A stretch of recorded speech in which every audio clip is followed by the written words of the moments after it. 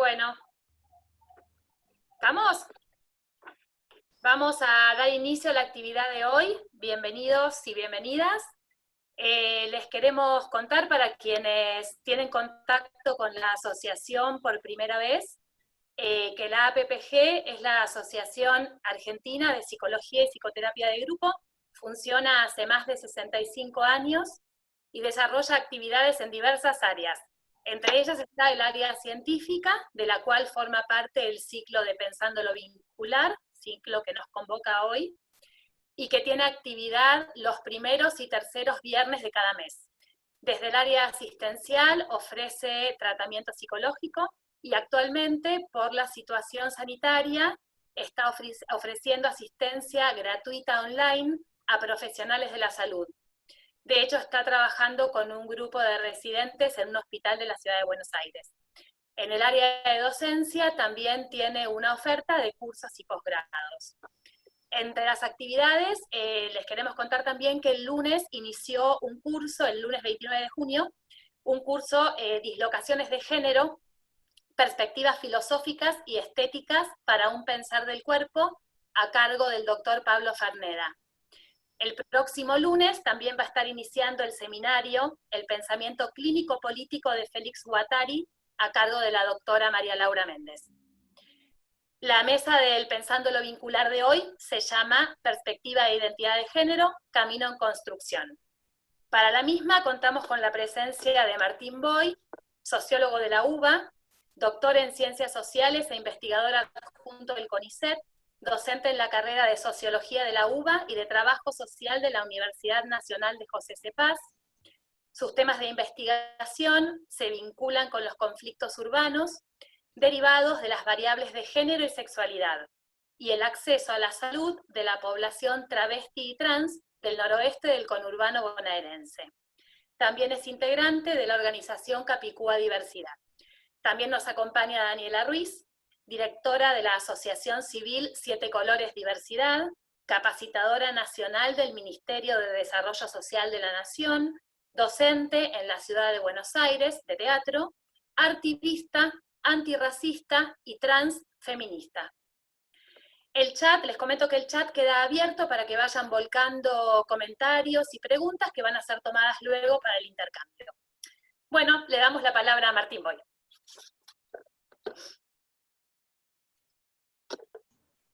Hola, ¿cómo están? Bueno, espero, ¿me están escuchando bien? ¿Sí? ¿Sí? Bueno, perfecto. Bueno, en principio, muchas gracias por la invitación.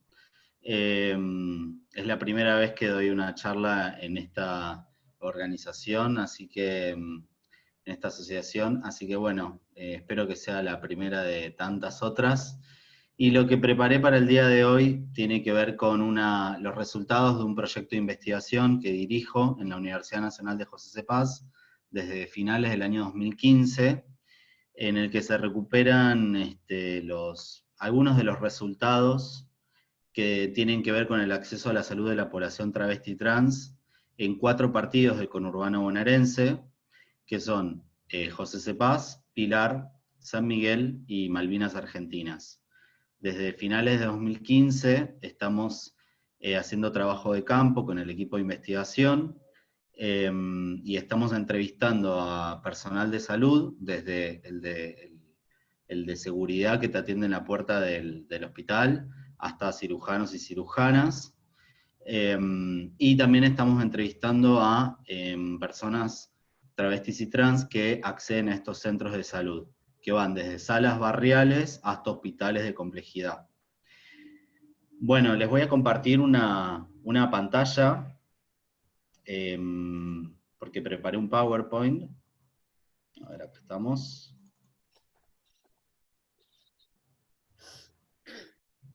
Voy a tratar de ser lo más breve posible, porque después va a haber una instancia de diálogo. Paula, en este momento está en pantalla total, ¿sí, no? Sí, no, está con, ¿No? se ve lo de tu computadora. Ahí, Ahora ahí, sí, ¿no? ahora sí. Perfecto. Bien.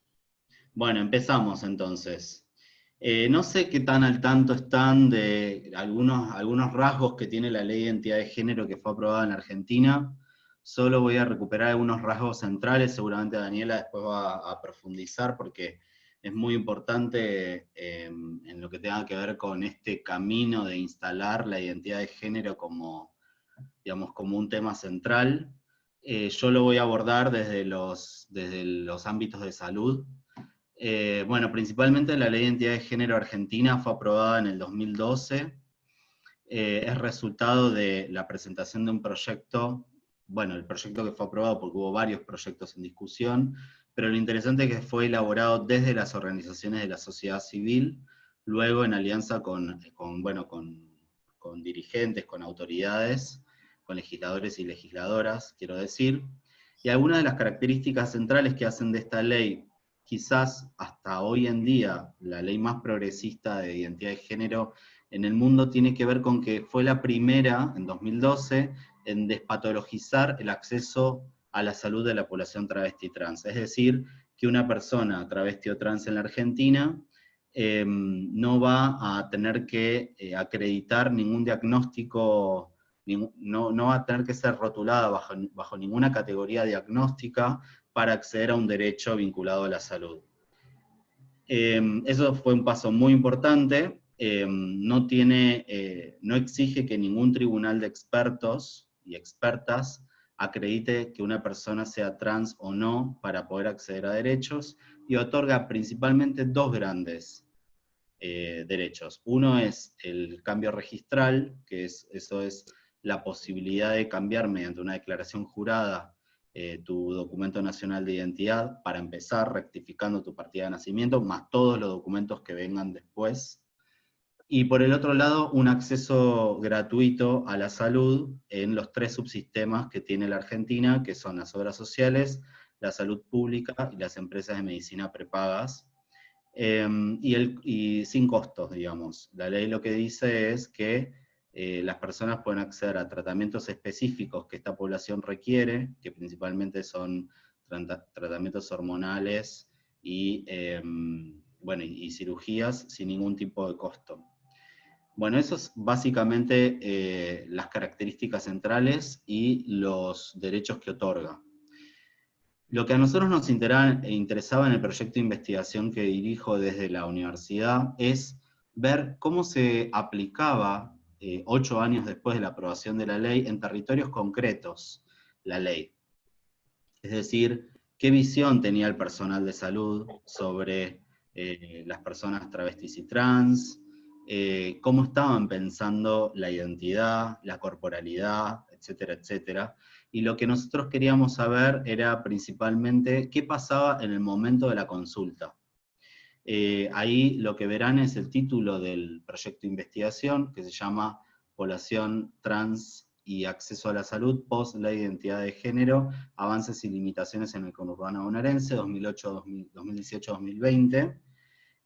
Tiene como lugar de trabajo el Instituto de Estudios Sociales en Contextos de Desigualdades, el IESCODE, que está en la universidad, en la UNPAS. Y lo que nos interesaba saber era, bueno, cómo la aprobación de esta ley había transformado o no los servicios de salud en un territorio concreto, que era el conurbano bonaerense, en el noroeste del conurbano bonaerense, que son partidos que están atravesados por una histórica postergación, digamos, hay niveles de pobreza, de desempleo, de déficit en el acceso a servicios públicos, muy marcados, que en otros partidos del conurbano no están tan presentes estos rasgos.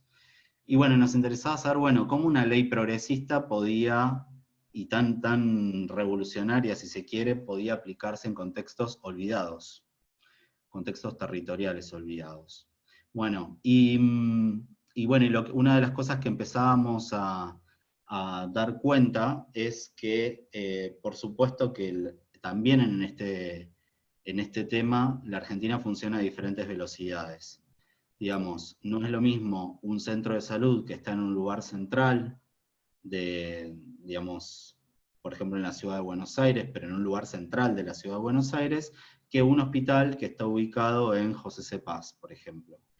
Entonces veíamos que en algunos servicios de salud la velocidad en la implementación de esta nueva ley, había un mayor interés o había mayor presupuesto o había voluntades. En cambio, en estos territorios históricamente postergados, digamos, no era una prioridad para nada. Digamos, en estos territorios en general, la atención de la salud tiene que ver con atender la urgencia, más que la prevención o, bueno, o las capacitaciones, etcétera, etcétera. Bueno, como tenemos un tiempo muy acotado, me voy a abocar básicamente a los principales hallazgos de estos años de investigación, eh, que sirven, recuperar estos resultados sirven para problematizar un poco por qué el acceso a la salud de la población travesti trans en estos territorios es deficiente o incluso es un inacceso.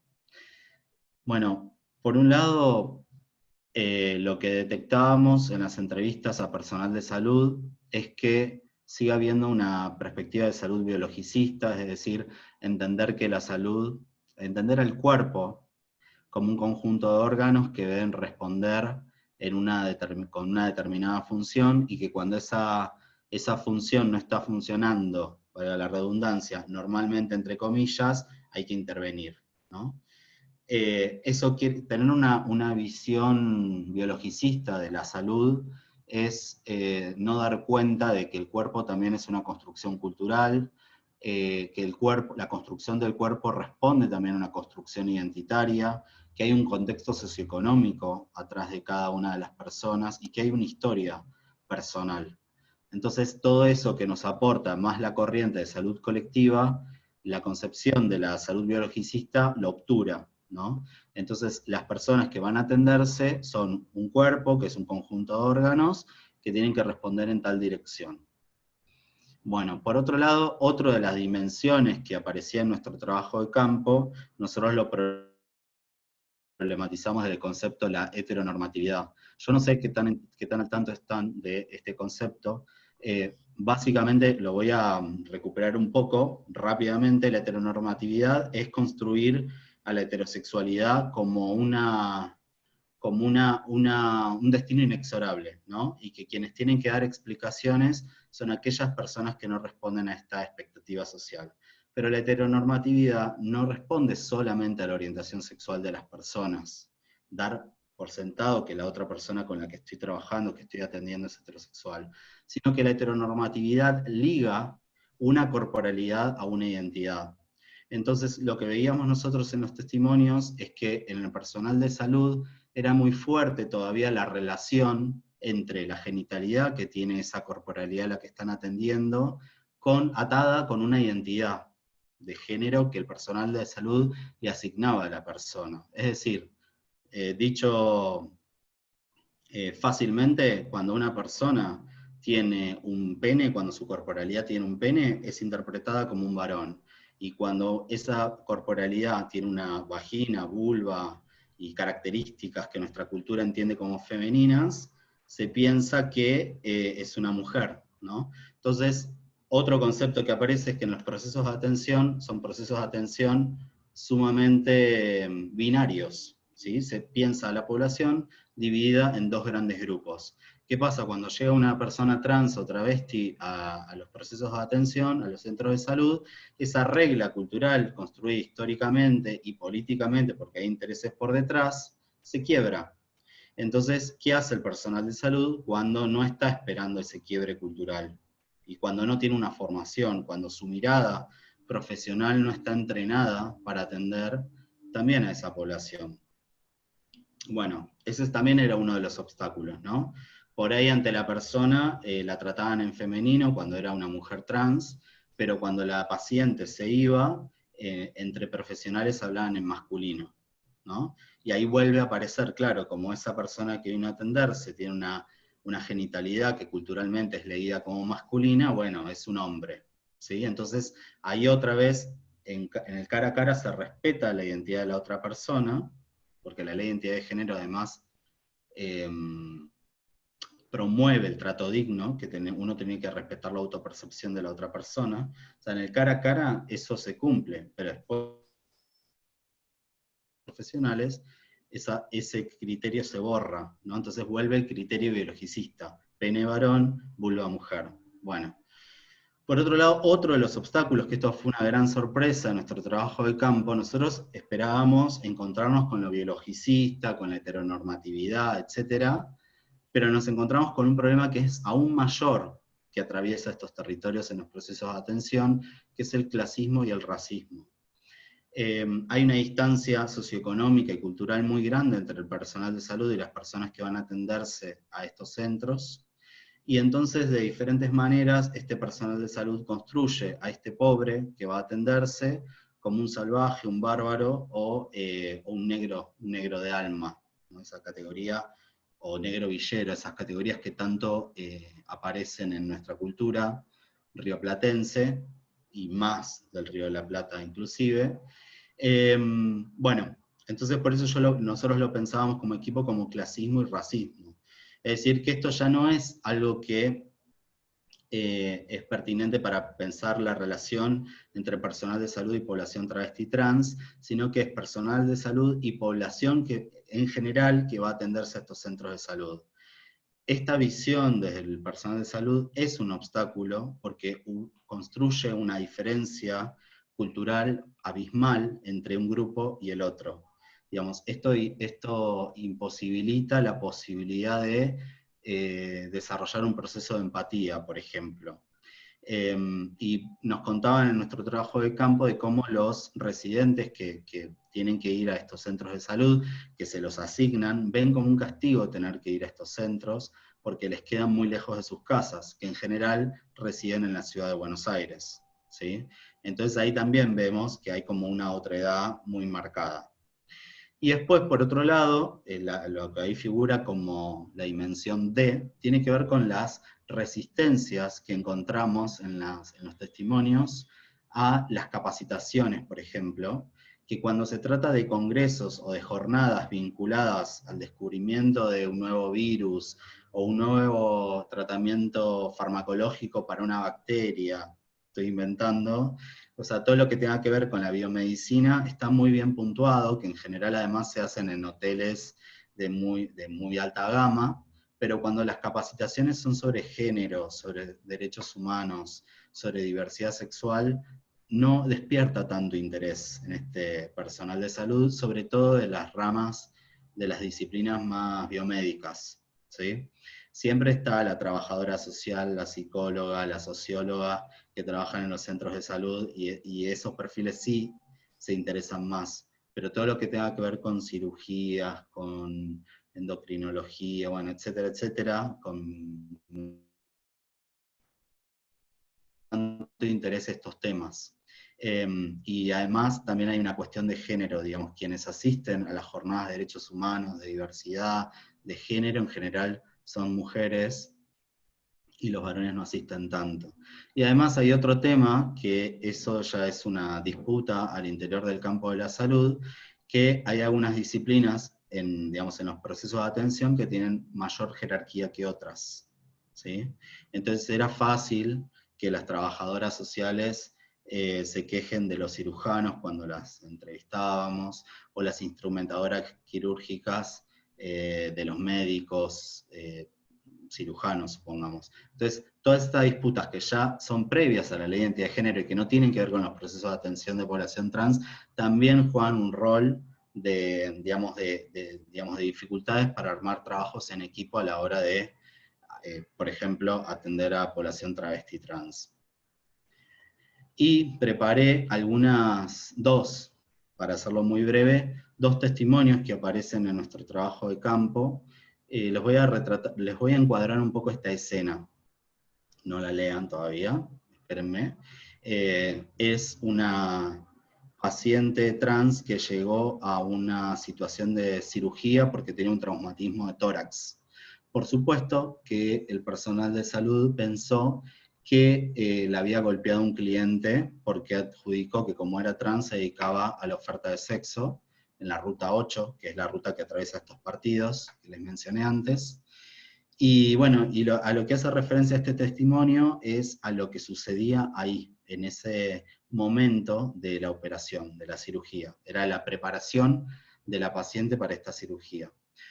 Les quiero solamente aclarar que el traumatismo de tórax de esta paciente no fue por un cliente, por los golpes de un cliente, sino que fue porque su pareja la había golpeado y que además ella no ejercía la oferta de sexo, ¿no? Entonces ahí vemos también cómo los estigmas o los prejuicios actúan digamos, en los procesos de atención. Bueno, ahora sí paso a leerles la escena. Es un relato de una instrumentadora quirúrgica que estuvo en el momento en el que estaba sucediendo esto, en el quirófano. Dijo lo siguiente: tenía pelo largo, estaba maquillada, no tenía cirugías, lo que me llamó la atención es que yo podía tratarla como correspondía, y por eso me pidió que no me moviera de al lado de ella, que le diera la mano. Se sintió totalmente discriminada porque había una antesala al quirófano donde la miraban, y te hablo de profesionales. Estaban esperando destaparla para ver cómo era el cuerpo de la paciente. En ese momento en que yo tengo que destaparla para sacarle la ropa interior, era cuando todo el resto de los profesionales estaban detrás de la antesala, esperando ver si realmente estaba operada, ver cómo tenía el cuerpo, la ropa interior. Estamos acostumbrados a ver personas desnudas todo el tiempo, pero en este caso fue muy marcado, y también el hecho de los cuidados. Hay normas de bioseguridad que son universales. Los cuidados que tenés que tener con los pacientes tienen que ser con todos los mismos, como si fuesen pacientes de riesgo por enfermedades infectocontagiosas. En general, no se cumplen más que lo básico, que es ponerte guantes.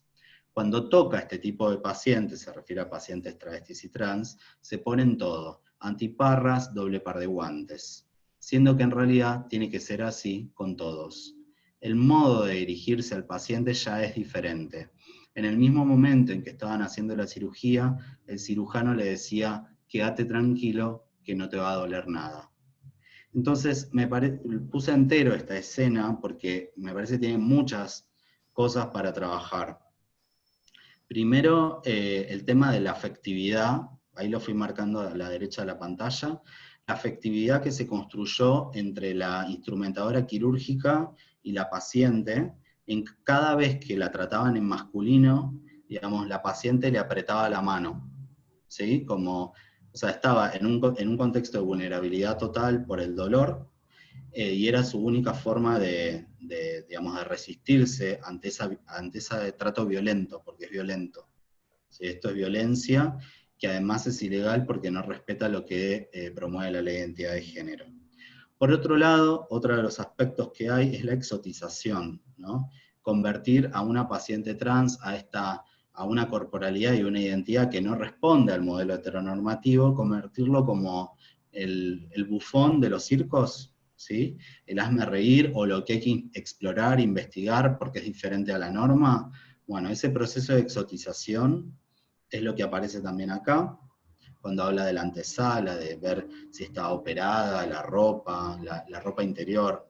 El trato digno, lo que les decía antes, lo que promueve la ley de identidad de género es que hay que respetar a las personas en el trato oral como en el escrito, a partir del del respeto a la autopercepción, ¿sí? Entonces acá claramente teníamos una paciente femenina y la trataban en masculino: quédate tranquilo, que no te va a doler nada, ¿sí? Y por otro lado, para cerrar esta escena, el cuerpo de esta paciente trans, además de que le adjudicaron que ofertaba sexo en la ruta y que le había pegado un cliente, era representado este cuerpo como un cuerpo infectado, ¿sí? Que una amenaza, un peligro del que hay que cuidarse más, ¿sí? Cuando ya sabemos que, digamos, todas las barreras de bioseguridad son las mismas para cualquier tipo de paciente. Pero acá vemos nuevamente cómo se recrea el estigma, ¿no?, sobre esta población. Y bueno, y voy a traer una segunda escena más corta, que recupera otros elementos, es de la misma entrevistada, Valeria, la instrumentadora quirúrgica, y dice: el problema no es solo con personas trans, sino por ahí algún paciente que llega sucio o con la ropa rota, que una sabe que es porque no tienen, y los cirujanos dicen: este negro que te afana en la esquina. Enseguida lo relacionan todo con lo peor. Ellos juzgan mucho el tema de la zona. cuando los profesionales vienen de Capital Federal se refiere, la mayoría de los pacientes son de un lugar peligroso, de gente desastrosa. Son de decir villeros, negros. Bueno, acá es un poco, digamos, a través de un testimonio, recuperar un poco lo que yo les contaba antes, cómo operan estas barreras culturales vinculadas a una historia, que si quieren después profundizamos sobre eso, que ahora lo podríamos catalogar como clasismo, ¿sí? Que hay una diferencia socioeconómica muy fuerte. Racismo también, Rita Segato, no sé si la conocen, ella habla de cómo la Argentina utiliza la categoría negro para hablar de personas que no son afro, ¿sí? Pero que sí son pobres, o que cumplen con algunas características culturales que se le adjudican a la pobreza. Entonces ella habla de cómo la Argentina necesitó inventar un negro, ¿sí? Gustavo Blas, que es un antropólogo de Córdoba, en realidad de Bahía Blanca, pero vive en Córdoba, él habla mucho de los negros de alma, cómo actúa esta categoría, y también lo que nosotros estamos viendo, sin esperarlo, porque nosotros no esperábamos esto en nuestro trabajo de campo, permea los procesos de atención. Y por último, lo que rescataba ahí es los territorios, ¿no? Que los territorios también son un elemento, uno piensa que el territorio es un espacio nada más, pero no, el territorio construye desigualdades también, porque estamos en estos partidos, ¿sí? Que están atravesados por la pobreza, el abandono, digamos, la postergación histórica, ¿sí? Entonces, por eso lo traía, ¿no? No es solamente lo que está más allá de la General Paz, que divide la ciudad de Buenos Aires del conurbano bonaerense, sino que pareciera que hay distintos conurbanos, ¿no? Y este es el conurbano más postergado. En ese sentido, traía recuperar el territorio como un productor de desigualdades. Pero bueno, no quiero que nos quedemos solo con malas sensaciones. También la ley de identidad de género posibilitó buenas noticias, es un gran punto de partida para que empiecen nuevas luchas al interior del campo de la salud. Y bueno, lo que veíamos también en nuestro trabajo de campo es que la ley, los derechos que otorga la ley, es un gran punto de partida para que al interior del sistema de salud, diferentes profesionales que sí tienen ganas de cambiar las cosas o los procesos de atención, empiecen militancias, ¿sí? Por otro lado, acompañando la ley de identidad de género, se empezaron a crear diferentes consultorios o espacios de atención sanitaria, que se los puede llamar como consultorios amigables o consultorios inclusivos, donde quienes trabajan supuestamente tienen una mayor formación en temas de diversidad, corporalidad, bueno, toda perspectiva de género, derechos humanos. No digo que funcione perfectamente, pero son espacios en general más amigables. Después está el debate de si estamos de acuerdo o no con que haya espacios específicos para la población LGBT, es decir, lesbianas, gays, bisexuales y trans, es decir, quienes no, y no binarios ahora, que no, son todos grupos que no respetan la heteronormatividad. Bueno, ¿es correcto, es incorrecto que se creen espacios específicos o hay que transformarlo todos los espacios? Bueno, es cierto, transformar todos los espacios de atención es un proceso histórico y de formación que puede llevar mucho tiempo. En el mientras tanto, aparecen como una solución intermedia, porque la gente necesita hoy, ¿sí? Tener buenos procesos de atención. Y por otro lado, empiezan a emerger, en nuestro trabajo de campo lo veíamos, redes que están conformadas por centros de salud, pero también por activistas, ¿sí? Entonces estas redes son también como espacios de militancia. Y eso es interesante porque los equipos de salud empiezan a participar en actividades que organizan las organizaciones de la sociedad civil, y por otro lado, organizaciones de la sociedad civil comienzan a participar en espacios de atención, ¿sí? De salud. Así que bueno, ahí la corto. Pero por favor después háganme preguntas y bueno, y vamos resolviendo cosas que por ahí en esta presentación rápida no las pasé de largo. Gracias, Martín. Le damos la palabra a Daniela. Bueno, ¿qué tal? ¿Cómo les va a todas, a todos, a todes? Bueno, muchas gracias por la invitación y agradecida de estar en este espacio. Sobre todo, muy importante es el diálogo, ¿no? Yo digo siempre, cuando empezamos a dialogar con nuestros médicos, empezamos a dialogar con nuestros psicólogos, cuando empezamos a dialogar, empezar a tener ese intercambio, ahí es donde estamos pensándonos en el trato igualitario y sobre todo en este paradigma, ¿no? El paradigma igualitario que tanto nos cuesta. Desde este lugar yo me vinculo desde el lugar de la amorosidad, de poder pensar también nuestras prácticas, pero también cotidianas, pero también que sean efectivas, ¿no? Realmente cuando hablamos de repensar todo lo que es el psicoanálisis, realmente la lucha de nuestras hermanas, de nosotras, de nuestras compañeras, era una lucha y es una lucha de derechos humanos. Y cuando hablamos de derechos humanos, hablamos que en Argentina tenemos esta ley tan maravillosa que siempre les invito a que la lean, el artículo 11, la 26.743, que es la ley de identidad de género, pero también en esa ley, en ese marco de ley, hay garantías de derechos que muchas veces ha sido muy difícil para nosotras que nos respeten y se traten estas cosas como tiene que ser, con total transversalidad, con una perspectiva de género, con un diálogo, así como en el momento de algunas mujeres no tenían el diálogo para repensar las prácticas que habían violentas hacia esos cuerpos, nosotras también nos está pasando lo mismo. Y desde este lugar, nosotras nos planteamos a decir qué es lo que pasó y cuál fue el lugar que nos puso no solamente Foucault y tantas cosas a nosotras, sino que no pensaron en escucharnos y decirnos, bueno, ¿cuáles son los problemas reales? Cuando una persona travesti trans ingresa a hablar sobre los problemas que tiene su mente, ¿realmente vamos a cuestionar su biología?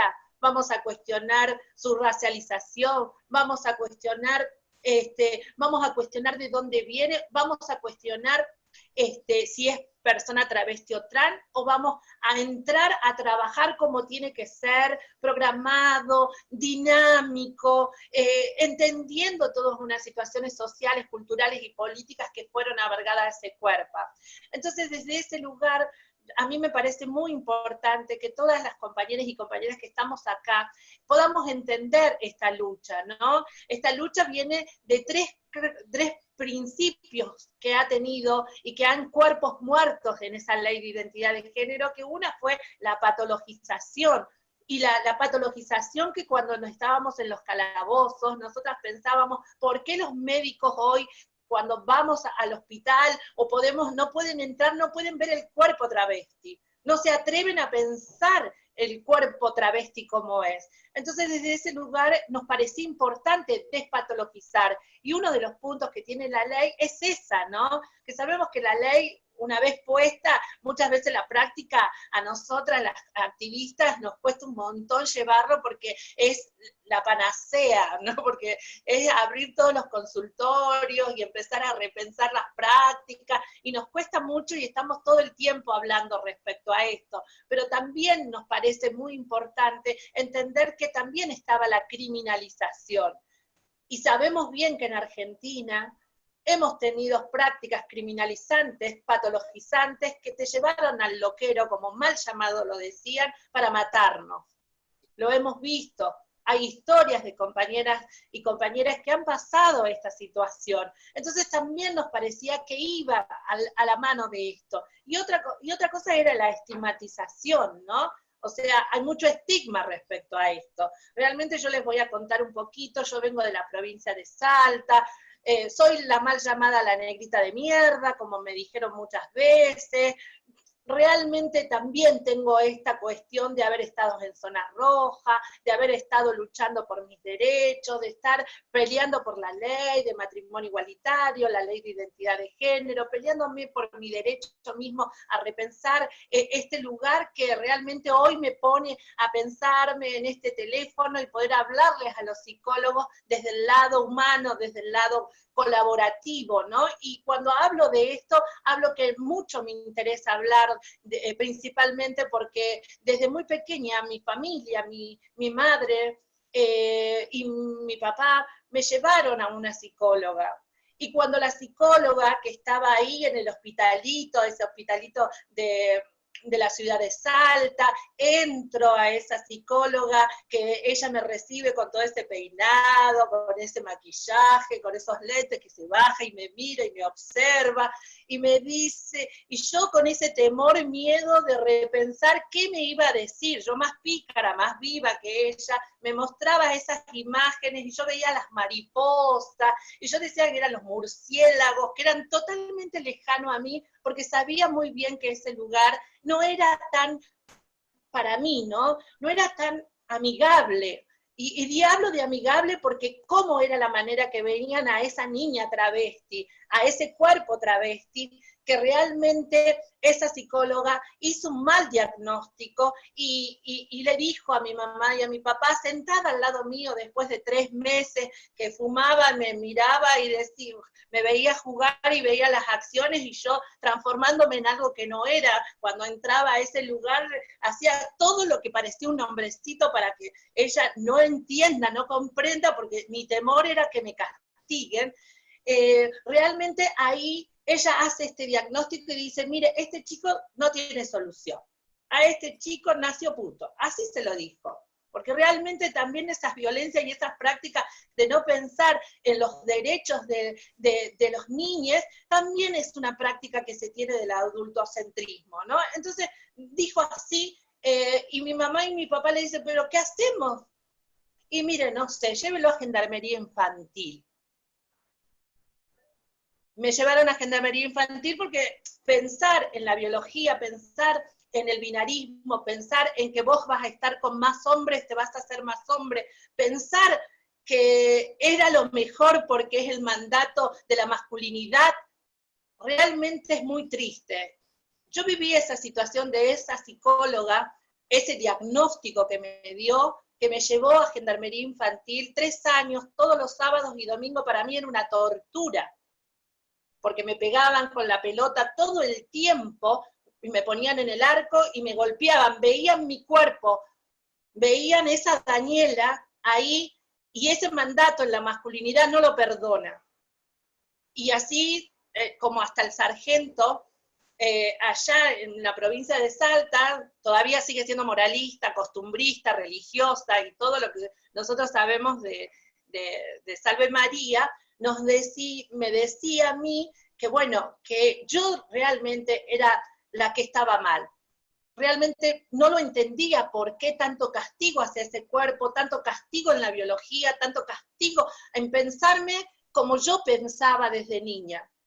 Y así fueron 3 años, ¿no? 3 años de dolor, de mucho dolor, por un mal diagnóstico. Realmente hasta el día de hoy todavía quedan esos rasgos y esas secuelas por lo que hizo esa psicóloga. Entonces, yo después, cuando vengo a Buenos Aires, me encuentro que yo siempre pensé también que los psicólogos eran amigables, pensando siempre en que tendría que haber una solución con personas que de las grandes academias, que vienen pensándome desde ese lugar, como creyendo que la medicina es amigable, y es lo que tendría que ser con la salud mental, ¿no? Y mucho tiempo estuve yendo a un psicólogo en el Durán, que el diagnóstico en Argentina para tener mi documento nacional de identidad, antes de que se promulgue esta ley, tenía que afirmar que era enferma, porque era lo que me tenía que decir. Yo era enferma y tenía que volverme mujer. Entonces el psicólogo en el Durán, que mucho tiempo me decía, bueno, vos me veía como lo que pasaba cuando era chica, me pasaba en grande, tenía que ir con las uñas pintadas, ponerme las manos, doblar las manos, hacer vocita de mujer, toda una transformación de quien no era, para que el psicólogo me apruebe, para que me den mi documento, mi derecho a mi nombre. Mi derecho a mi nombre. Muy doloroso es sentir esas violencias, que un psicólogo te diga, vos querés tener hijos, vos vivís con un hombre, porque eran esas preguntas. Yo les quiero, pónganse un poquito en el lugar de muchas de nuestras hermanas, compañeras travestis trans, que ingresaron en ese lugar y le dijeron, miren, el destino tuyo para tu identidad, vas a tener que llegar a operarte después, sacar tus genitales, porque el destino es también la biología, es llegar a ser mujer para que te den tu DNI. Un minuto pónganse en la cabeza de esa persona que te diga, te vamos a amputar todo para tener tu derecho. Que todavía está pasando en casi todo el mundo, en muchas partes del mundo que pasa eso, ¿no? No nos podemos ir tan lejos que todavía hoy están pasando cuestiones que todavía con la OMS estamos con esta situación de que todavía la patología pesa en nuestras espaldas. Tenemos esa cruz en nuestra espalda. Realmente es muy triste pensar todavía eso, pero acá en Argentina tenemos un gran desafío y una gran lucha de realmente pensar qué práctica vamos a tener cuando damos un diagnóstico, cuando hablamos de identidades, cuando hablamos de corporalidades. La verdad que este diálogo que vamos a tener en común tiene que servir para ustedes repensar las prácticas, para que no les pase tampoco lo que a mí me ha pasado y que a muchas compañeras han pasado hasta el suicidio. Porque si hay algo que he visto en tantos años de trabajo territorial con compañeras travestis trans, y me permite estar todos los días estando en el ministerio, hablando con mis compañeras y mis hermanas, es que muchas veces los psicólogos han hecho mal trabajo mental.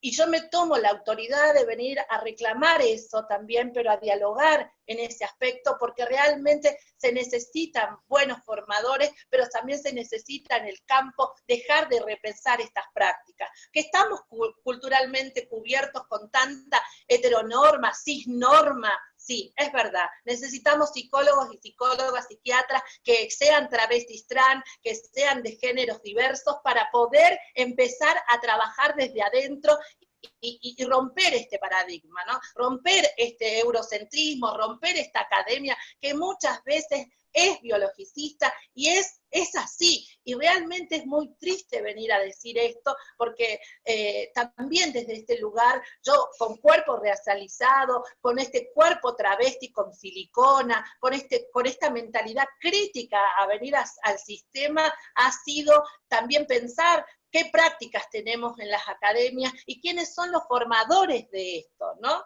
O sea, quiénes son los que forman a estos profesionales. La otra vez no quería el decano que yo dé una charla. Ustedes saben cómo es el protocolo, no voy a decir, yo tengo que tener 60 títulos para ser aprobada, y que realmente los estudiantes y las estudiantas, mujeres, compañeras que saben muy bien de qué es lo que pasa adentro, hicieron un escándalo nacional, e hicimos lo mismo esa charla con los estudiantes, porque las estudiantes y los estudiantes tienen esa perspectiva y saben que todavía la patología está invadiendo estos cuerpos a las mujeres, a las compañeras lesbianas y a nosotras las travestis trans. Entonces pedían desde una voz de grito entender el concepto y dialogar con nosotras. Entonces, me parece que el decano tendría que dejar de pensar de su lugar, de tanto Foucault, de tanto, no sé, de tanta cosa que le dan, para repensar lo que está pasando en el territorio y volver a las bases, ¿no? Porque realmente a nosotras siempre nos llaman solamente para dar el testimonio de lucha, de cuánto sufriste y a dónde está el problema de trastorno, y que cuando cuente el testimonio sea para ver, ay, pero es menor porque cuenta su verdad del testimonio. Bueno, vamos a desvalorizarla, pero bueno, ahora viene el gran académico que va a decir la verdad. No, compañeras y compañeros, amigos que estamos escuchando, estas verdades muchas veces son sujetas a un montón de prácticas violentas.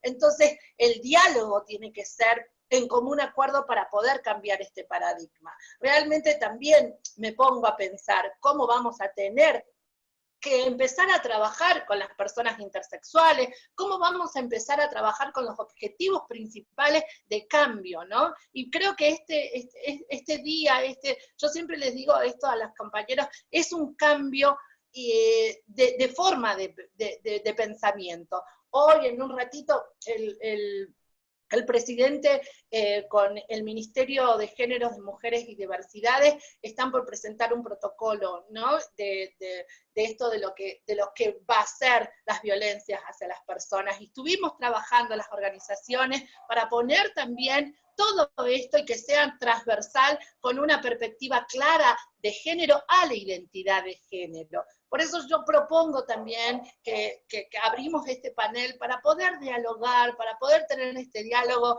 en comunes y poder también pasarlo un poco mejor entre tanta pandemia. Si hay algo que entendimos nosotras las compañeras travestis trans, es que en este momento me llaman muchas compañeras diciendo, estoy mal, estoy encerrada como siempre estuve y no tengo un psicólogo, no tengo una psiquiatra que me dé gratis, aunque sea mi tratamiento de tanta necesidad de angustia, y no por ser trans, ¿no? Muchas gracias. Bueno, vamos a iniciar el intercambio. En principio, algunas de las cuestiones que van surgiendo en el chat tienen que ver con cómo se trabaja o cómo se piensa trabajar el tema de los prejuicios, el desconocimiento sobre la ley de género con los profesionales de la salud en general. ¿Qué se hace hasta ahora o bueno, qué proyectos hay en torno a esto como para poder llevar cada vez más los contenidos de la ley de género? ¿Quién? Daniela, ¿querés decir algo? Dale. Ay, Martín. Daniela, tenés apagado el micrófono. Con el celular. Ahí lo puedo. Disculpe, pero con la tecnología esta salteñita todavía le cuesta un poco. ¿Qué le iba a decir? Yo creo que también hay algo muy importante respecto a lo que estás diciendo, ¿no? Hoy los cambios también del transfeminismo, que nosotras hemos entendido también que los motores y los cambios tienen que ser con las compañeras mujeres, con la desconstrucción, con esta desconstrucción patriarcal, y el patriarcado se tiene que caer, y acá algunos dicen, ay, joden con el patriarcado, no, acá lo que nosotros tenemos que entender que si existe la ley y si existen estas prácticas, también nosotras tenemos que luchar desde adentro y tocar a cada una. A mí en el campo territorial me cuesta muchas veces hablar con algunos psicólogos o hablar con algunos médicos diciendo, tiene silicona líquida, no le ponga la buscapina en esa cola que está llena de silicona líquida, que es una muerte. Ay, pero ¿cómo no sabía? Bueno, entonces realmente esta practicidad es que nosotras y nosotros también podamos estar en estos lugares y poder debatir estas cosas críticas, ¿no? Realmente si hay algo que entendimos nosotras también, es que nosotras desde acá de Argentina, desde nuestra Beayala, yo le digo porque yo me estoy desconstruyendo y tengo de familia indígena, entiendo que hay un nuevo concepto y que nos ampara una ley. Entonces también este tipo de formación académica muchas veces hay que ser desconstruidas desde las bases. Y una de las bases es que estamos creando un nuevo paradigma mundial, porque me llaman de tantos lados, de la BBC de Londres, de la CNN, cómo está la ley, todo lo demás, y después se sacan y extraen toda esta información para llevárselos a esos lugares para después un cambio. Entonces, si nosotros no estamos al tanto de estos tipos de cosas, creo que van a venir y van a sacar todo esto y después van a traerle esa teoría a ustedes también, diciendo que era lo que ellos investigaron con nosotros. Realmente tenemos un tiempo para poder repensar estas prácticas y crecer en esto y poder dar un debate mundial, ¿no? Digo mundial porque no pienso nunca en chiquitita. Estuve presa, detenida muchos años porque me dijeron que era todo lo que yo no quería hacer. Y la verdad que hoy me puedo sentar con los psicólogos o con los médicos o en el Estado y decir, yo soy lo que soy, me siento orgullosa de ser lo que soy y podemos luchar y hemos conseguido los grandes avances que hemos tenido, ¿no? Yo quiero agregar una cosa más y recupero algo que dice Daniela. Creo que como profesionales tenemos la obligación moral, diría, o en otros términos, obligación profesional, de experimentar una continua capacitación. Esto implica no esperar a que vengan a ofrecernos un curso con las teorías más vanguardistas, sino salir a buscar esas capacitaciones. Hay espacios de capacitación, hay espacios de intercambio, hay que estar buscando. Por ejemplo, uno de los servicios de salud, que es amigables, que se crearon en José C. Paz, partió por la buena voluntad de un grupo de profesionales de la salud que sintió que había un saber que no tenía y lo salieron a buscar. Entonces, por un lado, ese compromiso, ¿no? Con, digamos, obtener nuevas teorías para poder mirar otras realidades que hasta ahora no, las invisibilizamos porque no tenemos la mirada preparada. Y una cosa interesante que recupero de Daniela es que en esos espacios de formación en los que nos tenemos que involucrar, tiene que haber trans. Porque hay una cosa del saber situado, ¿no? Digamos, las trans, los trans, tienen para aportarnos todo lo que está contando Daniela ahora. Le pasó a ella, ¿sí? Y nos puede dar un espejo de cómo es pasar por un proceso de atención de salud siendo trans. Y siendo pobre, y siendo indígena, y siendo de otro país, no manejando la lengua castellana. Hay un montón de dimensiones que se pueden ir sumando. Entonces, me parece que estaría bueno que nos comprometamos con nosotros mismos para ser parte de procesos de capacitación donde haya saberes situados que partan también de, digamos, de las vivencias, y no solamente de ese saber experto, que muchas veces es el único legitimado, pero al no pasar por experiencias, hay todo, digamos, toda una gama de contenidos que no vamos a poder acceder. Y por otro lado, me parece fundamental que ya se estén modificando o empezando a pensar los programas de las carreras.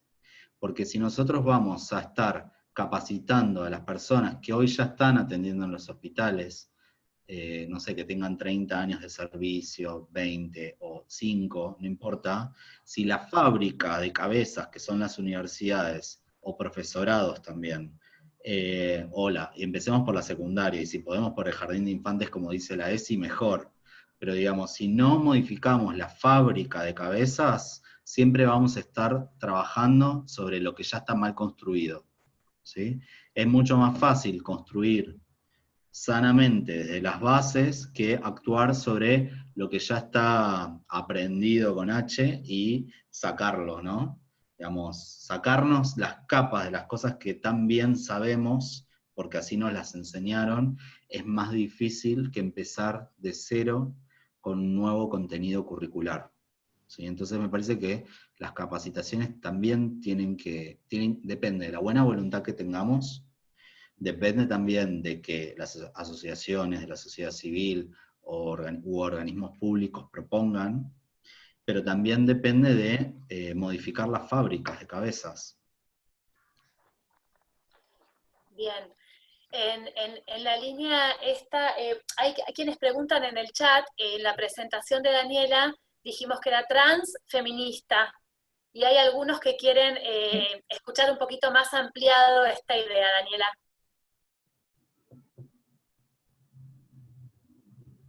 Tenés puesto el silencio. Ahí está.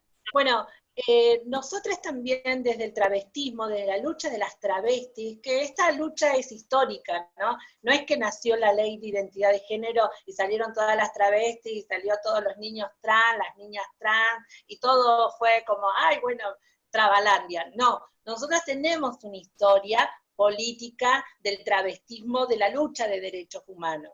O sea, esto viene desde hace mucho tiempo peleándose, también con compañeros activistas, militantes de los derechos humanos, maricas, tortas, periféricas, como todo lo que no nace en la norma. Bueno, esa lucha es también identitaria del travestismo como lucha social, cultural y política de cambio, ¿no? Entonces, cuando veíamos nosotros que estas dos cosas, del derecho humano y la lucha por conquistar los derechos garantizados, nos daba muchas veces lo mismo en lo que estaban pidiendo las compañeras feministas en varias olas, ¿no? Entonces, acá en Argentina, con Loana, mi amiga, compañera que ahora está ahí en el aire, volando y tirando estas cosas, mantos que nos ha dejado a nosotras, la Loana Berkin, nos decía que abría el espacio del feminismo para que entremos las travestis trans en este concepto, ¿no? Entonces, cuando nosotros entramos en el transfeminismo, en el feminismo, también ponemos lo nuestro de que muchas veces se ha biologizado adentro del feminismo y que dice que es la lucha de la mujer. Entonces nosotras como creemos y estamos convencidas que realmente mujer se hace, dicen, o no se nace, es un gran debate, y nosotras creemos y estamos convencidas que somos lo que somos, porque somos y construimos socialmente y cultural y políticamente con todo lo que estamos llevando en nuestros cuerpos, pensábamos que no tiene que ser la biología un destino, ¿no? No tiene que ser un destino la biología. Y desde ahí nace también, desde acá, el transfeminismo, que muchas veces en otros lados del país, del mundo, no es concebido y nos ponen a un lado lejanas, ¿no? Como diciendo, no pertenece, las feministas son feministas, fuera las travestis, fuera las transgéneros, no hablen por nosotras, no digan nada porque ustedes tienen otra cosa. Como si la lucha del cuerpo, que salías a la calle, sabemos bien que están los albañiles me ven y ustedes saben lo que vivimos constantemente. Entonces, nosotras creemos que tiene que ser un cambio de paradigma, sudaca, del cambio radical desde este concepto y llevarlo también para todo el mundo. Somos una revolución. Bien, en este mismo sentido, me parece que hay un tema que siempre aparece, que es el del lenguaje inclusivo, ¿no? El tema del todos y todas, o el todes, y en esto que decía Martín, de la modificación de las cabezas desde el inicio, ¿no? ¿Cómo se trabaja esto? ¿Cómo se hace? Para mí, también desde ese lugar, yo les voy a contar desde la perspectiva travesti, ¿no? Desde lo que hablamos nosotras, con todas las compañeras en los chats, y que estamos todo el tiempo hablando y debatiendo de la E o no la E. Realmente a nosotras muchas veces en los calabozos, cuando estábamos presas, y esto es histórico, a la comunidad travesti trans nos llamaban de chabones, maricón, puto de mierda, tipo, como esa degradación desde el patriarcado mismo y el machismo para desvalorizar quienes éramos mirando ese cuerpo, ¿no?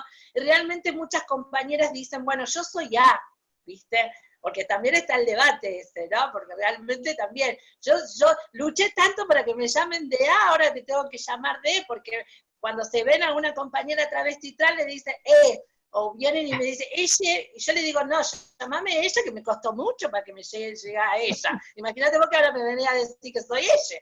Le digo, ¿viste? Entonces, desde ese lugar también es como empezar a entender que cada uno, que esto es personal, que los géneros fluidos, los géneros diversos, los géneros que están también, están acompañando, y que muchas compañeras, nosotras, si nos preguntan cómo te llamás, ya está, listo, no hay mucha vuelta que dar, ¿no? Porque realmente es difícil entender esto, que no quiere decir que el cambio de paradigma y este cambio de poner el binarismo rompa este concepto y dar irrupción con la E, la verdad que sí. O sea, me parece importante, y claro que es importante, pero tampoco que no sea el destino, ¿no? O sea, que cada uno pueda repensar sus prácticas, ¿no? Pues yo siempre digo, ellas, ellos, y ella, a mí, eso es personal, eso no quiere decir para que cada uno pueda pensarse. Sé que es una gran barrera también, ¿no? Porque también yo ahora estoy aprendiendo que de mis ancestros, de los collas, de los incas, de los tobas, de los diaguitas, que no lo tenía porque no me enseñaron. Y hay lenguajes de mi abuela y de mi madre que no los tengo, pero los comprendo, y realmente me sacaron todo. Nos sacaron todo. Entonces también desde ese lugar, yo también estoy una desconstrucción constante, y estoy aprendiendo qué lenguaje querían que tengamos y qué lenguaje no queremos. Entonces yo también desde ese lugar, también tengo mis prácticas de construcción que lo estamos haciendo constantemente, ¿no? No creo que sea el destino esto de la E o la A o la O. A mí el gran destino es la autopercepción, es el trato digno, es el respetar y es el vínculo del diálogo. Me parece como que creo fundamental. Si hay algo que entendimos nosotras las compañeras travestis, es que muchas veces a nosotras nos sacaron hasta nuestros derechos, ¿no? Y que cuando nosotros decíamos, tu derecho acaba cuando empieza el mío, era para que me trates de ella. ¿Me entendés? Y también pienso ahora que hay géneros diversos, que yo también soy ella, porque me siento así, y está también ese derecho. Entonces mi práctica es, ¿cómo es tu nombre? ¿Cómo querés que te llamen? No es problema ese. El problema es que vos supongas algo y te impongas en algo cuando la otra persona no es. Ese es el gran problema, y que creo que ahí es donde tenemos que rompernos el coco. Estamos construidos con un chip muy difícil, ¿no? Llegar a ser hombre, llegar a la universidad, tener hijos y todo lo demás. Ser mujer, llegar a esto y esto es nuestro destino. La verdad que les voy a decir sincera, no es el destino de tener tantos títulos ni tanta academia, porque realmente ahí a ustedes pueden tener muchas herramientas buscando, investigando, pero trabajando con nosotros, y que creo que va a ser hermoso ver esas nuevas tesis, pero no con nosotras llevándonos como exotización. Esas tesis pensándonos en los grandes psicólogos que están y que todavía siguen siendo machistas, patriarcales y binarios, ¿no? Yo quería agregar una cosa más con respecto al lenguaje. En primero entender que la incorporación de un lenguaje no binario es un proceso de aprendizaje que lleva tiempo y esfuerzo. Eso no implica que lo usemos como excusa para no hacerlo, para no intentarlo, para no problematizarnos. Y les quería contar brevemente algo que me sucedió a mí.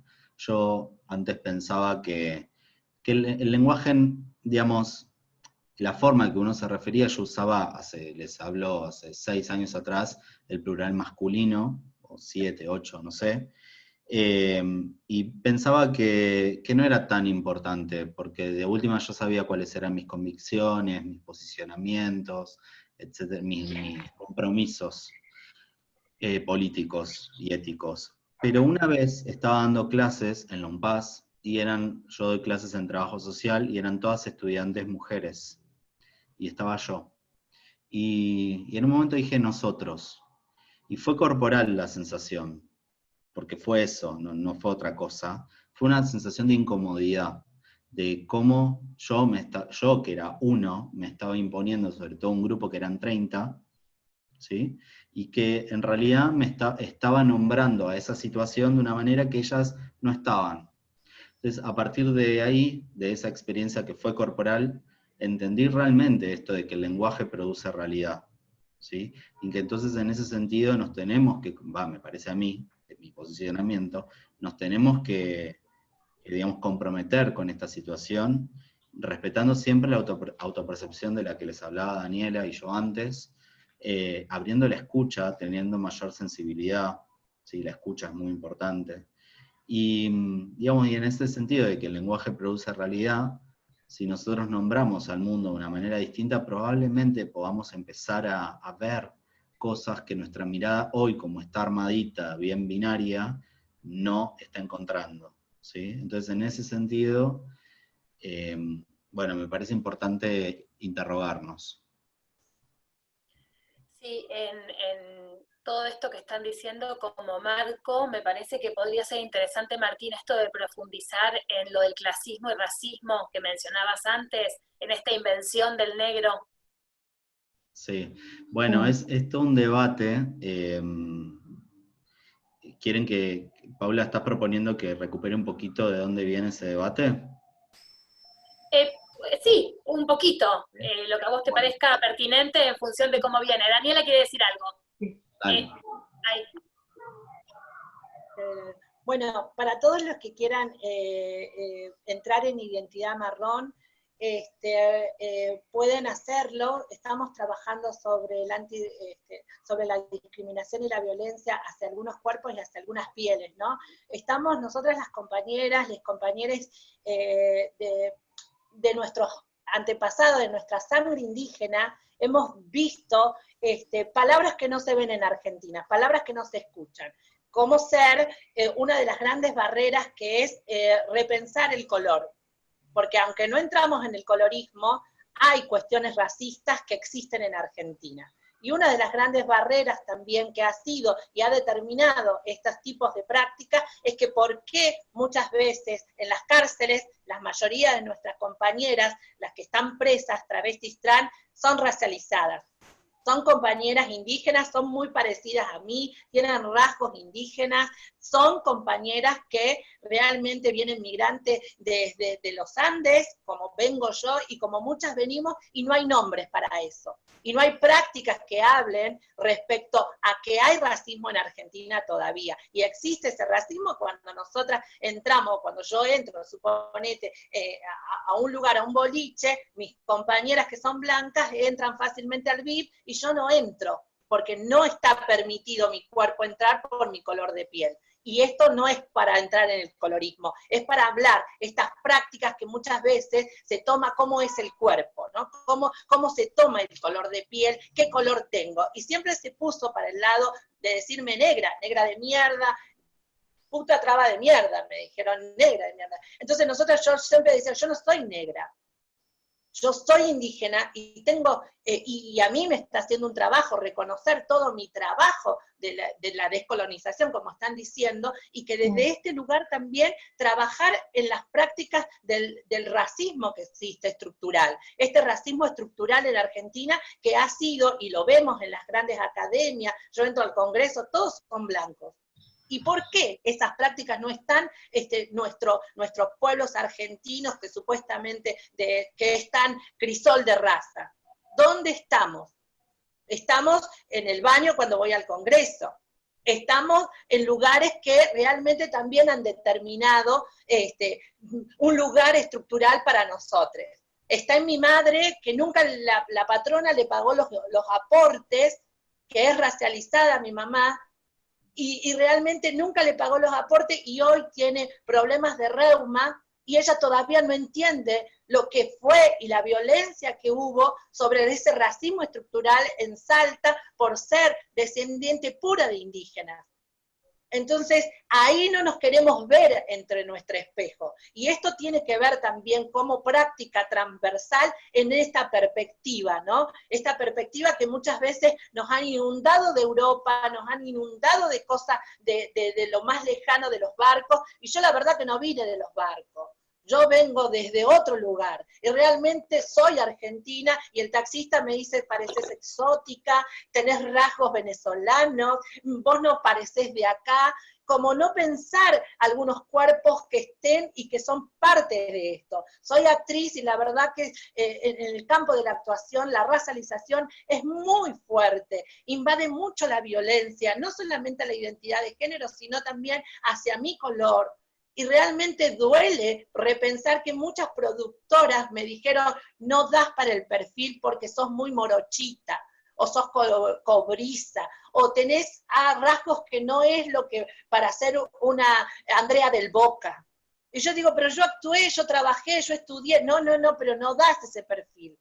Y no puedo hacer de bolo, no, pero la gente que camina es gente blanca, porque tenemos que vender a Estados Unidos estos cortos y no pueden ver esta gente que camina en nuestra cotidianidad.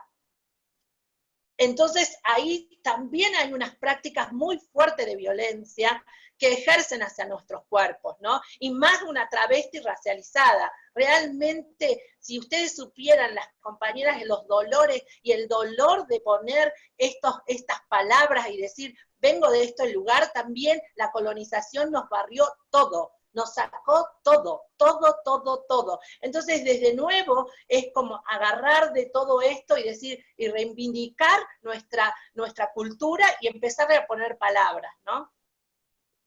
Yo lo que quería agregar, recuperando algunas cosas que decía Daniela, primero, que en realidad esto lo sumé a la respuesta a partir de lo que decía Daniela. Las características, algunas características centrales que tiene el sistema educativo argentino, que fue fundado para crear una identidad nacional, pero es una identidad nacional que borra la diversidad. En esa identidad nacional nos enseñan que descendemos de barcos, que nuestros abuelos inmigraron de Europa, nos enseñan que la lengua es la castellana, que somos blancos, es decir, tiene un rasgo, o sea, en pos de generar una identidad nacional, tiene un rasgo homogeneizador que invisibiliza las diversidades raciales, étnicas, culturales, etc. Y recuperando lo que Paula me preguntaba antes, que supongo que partirá del chat, no lo sé, hay un debate dentro de la antropología que lo protagonizaron en un primer momento Hugo Ratier y Alejandro Frigerio, que tienen dos visiones distintas sobre la invención del negro en la Argentina como categoría. Y Hugo Ratier es un investigador que migró de la Mesopotamia digamos, al conurbano bonaerense, a Isla Maciel, hace varias décadas. Él tiene rasgos blancos, pelo rubio, etc. Pero él pasó a ser un negro cuando provino de una familia pobre de la Mesopotamia, y viviendo en Isla Maciel, que es un territorio marcado por la pobreza y la postergación. Entonces, él tuvo la posibilidad de estudiar antropología y él empezó a problematizar esa categoría que él había vivido en su propia carne. Y vuelvo al tema de los saberes situados, ¿no? Entonces él dice que en la Argentina la separación entre el fenotipo o el color de piel de la categoría negro, que es una categoría racializada, es posible, es marcada, digamos, la categoría negro en la Argentina para Hugo Ratier no responde a un color de piel, sino que responde a una clase social, que también está vinculado digamos, a la llegada o masificación del peronismo y a un temor de la clase burguesa de la ciudad de Buenos Aires. Acordémonos que aparecieron palabras como el aluvión zoológico o los negros cabeza, digamos, aparecieron varias categorías para denominar a la clase trabajadora que en general provenía de provincias a buscar un empleo y mejores condiciones de vida al área metropolitana de Buenos Aires. Alejandro Frigerio también es antropólogo, y lo que él dice es que él sí vincula a la categoría negro con la cuestión afro, y hace un análisis de las publicidades que aparecían en las revistas de acá de Buenos Aires, en las primeras décadas del siglo XX y última del siglo XIX, y recupera, digamos, como, por ejemplo, publicidades de jabón, que si usabas mucho el jabón dejabas de ser negro para pasar a ser blanco, ¿no? O sea, vinculaba cómo la negritud era interpretada como estaba asociada a la vagancia, a la suciedad, a la pobreza. Entonces dice que esta nueva figura que aparece con la llegada del peronismo al poder recupera en realidad valores que estaban atribuidos a la población afro, que sí vive y vivía en la Argentina. Volviendo a lo que decía antes, este sistema educativo argentino también nos enseñó, y aprendimos muy bien, que en la Argentina había pocos negros y que los pocos que había murieron en la guerra de la Triple Alianza que Argentina protagonizó en Paraguay. Bueno, esto también ya empieza a ser discutido desde la contrahistoria, empieza a demostrar que no eran pocos, que en los primeros censos que se hizo en el territorio argentino, en provincias eran hasta la mayoría de la población, ¿sí? Por lo tanto, esas explicaciones que murieron por la fiebre amarilla, por la triple o por la guerra, bueno, no, eso empieza a descartarse dentro de la historia, ¿sí? Pero a lo que voy es que para empezar a pensar cómo la negritud permea hasta el presente en la Argentina, tenemos que sacarnos capas de cosas que aprendimos muy bien, que así nos las enseñaron y que quizás hasta el día de hoy las creemos, ¿sí? Y las reproducimos.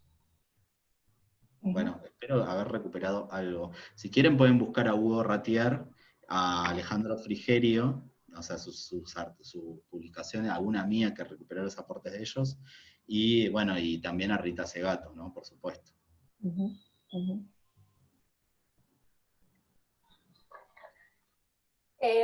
Quiero comentar que en el chat está lleno de mensajes de agradecimiento y felicitación por las ponencias, y que aparece mucho, insistió mucho la idea esta de la urgencia en la capacitación y en la inclusión de profesionales trans y travestis en las prácticas, y prácticas que sean descolonizadoras y que tiendan justamente a esto que decían de no borrar la diversidad, ¿no? Se está pregnando mucho en la discusión que se está armando acá.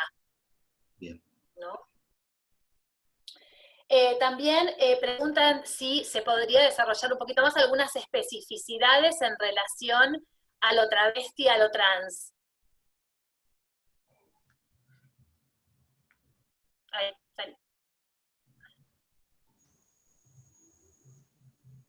A ver. Ahí. Ahí.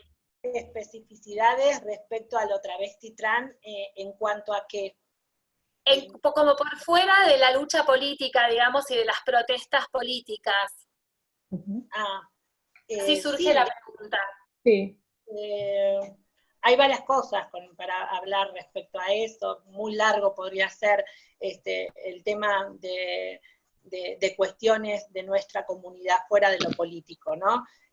Realmente un día podemos hacer una charla de capacitación y formación fuera de la estructura política y empezar a hablar de cada parte del proceso de la ley, cada artículo, y podríamos tener un debate respecto a esto y unos planteos que son claros y concretos, ¿no?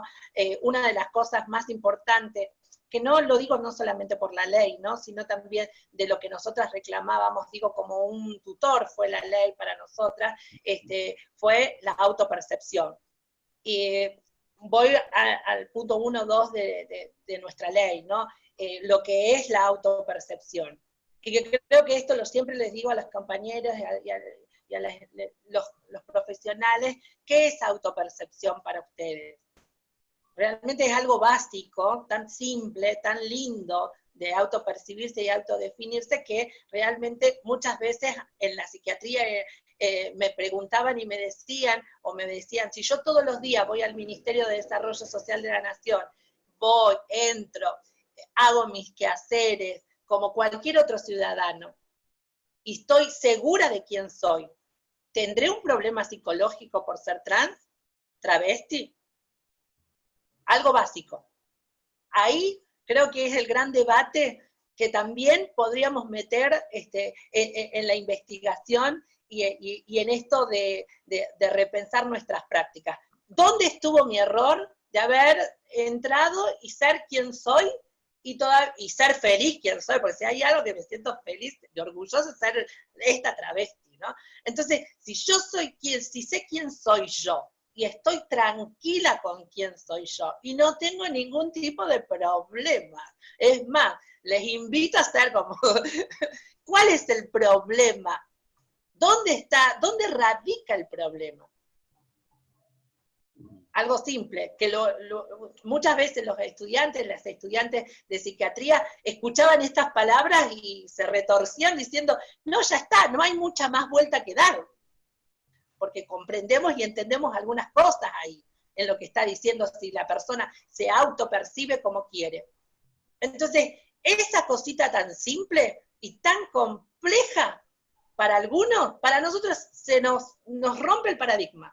Entonces, esto es súper importante, porque con esto nosotras vamos a los psicólogos y a los psiquiatras, por lo menos a mí, en el caso, y no es político, sino es algo práctico que me pasa y que nos pasa a las compañeras, y le digo, no, tiene un problema de TOC, no es un problema de trans. Y el psicólogo, pero no. Entonces, hay algo que siempre está en este binarismo, en esta cuestión de llevarte a este lugar de cuánta es la feminización, la masculinización, cuánto es esto, ¿no? Y cuánto nos cuesta romper este paradigma. Entonces, este diálogo tiene que servir para eso, ¿no? Tiene que empezar a abrir este campo. Y esto es una de las cositas que podríamos dar después a futuro, unas buenas charlas respecto al travestismo, a la lucha de las travestis trans, fuera de lo político, pero también a la practicidad de la transgénero, de la transexualidad, del movimiento transexual en Argentina, del movimiento del transexualismo en el mundo, de la palabra trans, que nosotras acá en Argentina lo tomamos políticamente como travesti, después también de cómo construir esta perspectiva de género, la desconstrucción del género. Hay muchas cosas para debatir, ¿no? No quiero ser extensiva en esto tampoco, pero me parece como algo simple, el artículo de la ley, esta práctica de autopercepción y este paradigma nuevo, y la textura que tiene, ¿no?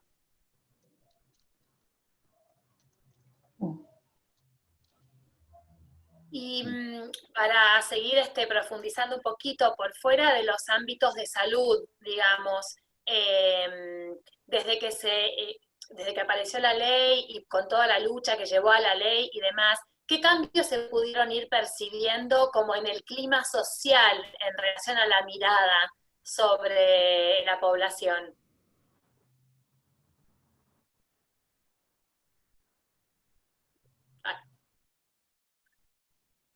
Vamos, No, quiere hablar el compañero, no quiero tampoco hablar solita porque no quiero quitar la palabra, pero sí, en estos cambios de paradigma, primero, una de las cosas de los grandes debates de la ley fue el artículo 11, que los médicos muchas veces no querían, ni las obras sociales, querían hacer nuestros tratamientos, nuestros tratamientos hormonales, nuestras operaciones, y también desde adentro del campo de la salud hay un gran trabajo en Argentina que se está haciendo, es entender esta formación a los profesionales respecto a todas estas cuestiones que van traspasadas, porque realmente tampoco es el destino la hormona, y que la hormona sea nuestro destino. Realmente hoy dicen, bueno, vamos a llenarla más para que parezca más mujer. Tómate este medicamento, ¿no? Bueno, también estamos en ese debate, ¿no? Que también hay que cuidar nuestros cuerpos, hay que también tener una real visión transversal de cada persona, que es sumamente interesante e importante que el psicólogo y la psiquiatra esté pensándose qué situaciones están viviendo.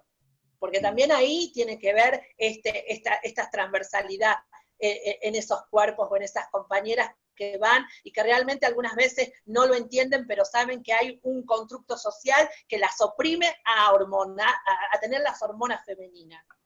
Entonces ahí es donde tiene que estar también la derivación, a repensar esas prácticas, pero repensar desde el lado conversando, dialogando, entendiendo, comprendiendo. Si hay algo que a mí me pasó es que desde chica me dijeron, tenés que tomar hormona, que el sistema te pide esto. Y realmente hace 16 años que dejé de tomar hormonas femeninas, y realmente para mí fue una gran batalla haber dejado las hormonas, porque realmente estaba más feminizadas, como se dice en la norma, pero también comprendí los efectos que me pueden provocar la hormona. ¿Se entiende, no? Entonces, si había efectos que me estaban haciendo unas contraindicaciones, yo tengo la decisión de cuidar mi hígado, de cuidar mi cuerpo, y que también los médicos acompañen, digan las contraindicaciones y las indicaciones, y que cada una de las personas sea personal de lo que quiera también. Ese desafío también es importante de entenderlo. Ese es un gran campo de lo que pasa. Y desde la lucha, no política, pero de la salud, que nos pasó en la historia del travestismo, es que lo que íbamos era hacer los consultorios amigables, inclusivos, ¿no? Incluir no sé qué. Pero realmente también nosotras le decimos, no queremos solamente el inclusivo, porque recorrí todo el país, con el territorio, con todas las compañeras en todo el país, y lo que decían las compañeras es que yo me tengo que ir desde suponete, el lunes, si me tiene que ver la médica de mi silicona líquida, porque me hace la inyección de la buscapina, de Chubut al otro pueblo, porque no quieren tocar este médico porque el consultorio abre el lunes. Y entonces ahí es como decir, bueno, algo está pasando, porque hay algo que todavía los médicos no quieren, le damos espanto ver una travesti. Yo la otra vez fui al proctólogo, ¿no? Y el proctólogo me ve, esto siempre lo cuento para que más o menos puedan entender un poquito, ¿no? Viene la secretaria divina, me dice, bueno, entra a este lugar, yo con mi documento, toda diosa, nunca menor, y me desnudo completa, y el proctólogo, porque yo ya tengo más 44 años, con sus guantes, entra, abre la puerta y me ve desnuda. Y así como me vio, agarró y se fue. Como quedó de espantado, ¿viste? Va y le pregunta a la ¿cómo se dice? A la secretaria, que no era lo que pensaba, ¿viste? Porque él tocaba cuerpos de hombres, supuestamente, ¿viste? Entonces le dice, sí, es trans, le dice la chica. ¿Cuál es el problema? Le dice, ¿viste? Es trans, es una chica trans, no hay problema. Y el médico viene espantado, ¿viste? Como, yo desnuda, ya hay 4, véame la salud, quiero ver si tengo cáncer o no tengo cáncer, le digo. Y me pedía permiso, mire, yo nunca toqué este cuerpo, no sé, qué sé yo, mire doctor, yo quiero ver mi salud, no tenga tanto drama, no es mi problema. El problema es suyo, así que por favor sea realmente concreto con lo que tiene que hacer. Y todo temeroso viendo mi cuerpo desnudo. Realmente me vio la próstata, me dijo que estaba bien, bueno, listo, gracias. Recolorado todavía. Como que estaba toda la cosa de haber tocado este cuerpo travesti. Imagínense si yo, en este caso específico, si hubiera sido una compañera que no estaba empoderada, ni es político tampoco, pero que no hubiera tenido todo este proceso de tiempo de recuperación y en pensar esto, se hubiera ido corriendo a la primera de una y no hubiera visto su salud. Porque no, directamente, imagínense que realmente ya de por sí se vaya, ya provoca una reacción de algo que está mal. Y yo me levanto y me voy. Pero también desde mi construcción y desde mi entendimiento y desde comprender, digo, vamos a cuestionarlo a este médico. Pero ¿cuánto me costó a mí y cuánto le cuesta a muchas compañeras pensarse así y que estas prácticas no pasen? Imagínense en el campo de la psicología y en la psiquiatría, ni pensarlo, por los clavos de Cristo. Yo lo que quería agregar, continuando con lo que decía Daniela, es que hay veces que los profesionales y las profesionales actúan sin una mala intención, no se trata de demonizar al personal de salud, pero hay cosas que tenemos que empezar a tener en cuenta a partir de problematizar nuestra heteronormatividad de la que les hablaba antes. Por ejemplo, cuando un varón trans se acerca a un consultorio, es importante, antes de iniciar un tratamiento de hormonización, indagar si ese varón trans en un futuro quiere engendrar, ¿sí? Porque el inicio de un tratamiento de hormonización puede afectar su fertilidad. Entonces, eso implica, muchas veces, lo que estoy diciendo esto por algo que decía Daniela antes, se le exige al varón trans que sea hipermasculino o a la mujer trans que sea hiperfemenina, pero siguiendo ese patrón binario que aplicamos también en la población travesti trans. Entonces, cuando llega un varón trans, hay que hacer esta consulta. O sea, el profesional de salud tiene que hacer esta consulta, que eso implica empezar a pensar que los varones también podemos engendrar y parir y abortar, ¿sí? Entonces eso implica empezar a tomarnos en serio el concepto de embarazado, que muchas veces se lo usa jocosamente para referirse al varón cis que acompaña a su mujer cis que está embarazada al ginecólogo o a una revisación médica, utilizando estamos embarazados, o él también está embarazado. Bueno, hay varones que realmente están embarazados, ¿sí? Entonces, empezar a pensar esa posibilidad es un ejemplo de cómo esa heteronormatividad tiene que empezar a ser quebrada. Esa relación entre biología e identidad que aprendimos como relación directa, tenemos que empezar a deconstruirla, ¿sí? pero a veces por ahí son endocrinólogos o endocrinólogas que tienen hasta buenas intenciones, que tienen un compromiso con la causa y demás. No se trata de que son el principal enemigo, se trata de ver cómo en los procesos de atención, digamos, estos valores que son culturales, históricos, políticos y que vienen del campo biomédico, los seguimos reproduciendo, ¿sí? Porque si no tenemos en cuenta esto, estamos obturando quizás a futuro que una persona pueda engendrar, ¿sí? Empezar a pensar que para engendrar hay que tener un útero, ovular y demás, o no ovular ahora, con las nuevas tecnologías, pero un útero como mínimo, es empezar a romper la idea de que para quedar embarazada, para engendrar hay que ser mujer cis. No hace falta ser una mujer cis para engendrar. Pero bueno, son cosas que tenemos muy aprendidas y que tenemos que empezar a cuestionar, porque no tenerlas en cuenta tiene una repercusión sobre la vida del otro, ¿sí? E incluso puede ser violento también. Bueno, eso. Gracias. Hay una pregunta en relación a cómo piensan la cuestión de la elección de género en la infancia. Si piensan que es una cuestión de dejar madurar en el tiempo o si habría que darle algún lugar desde el inicio cuando aparece.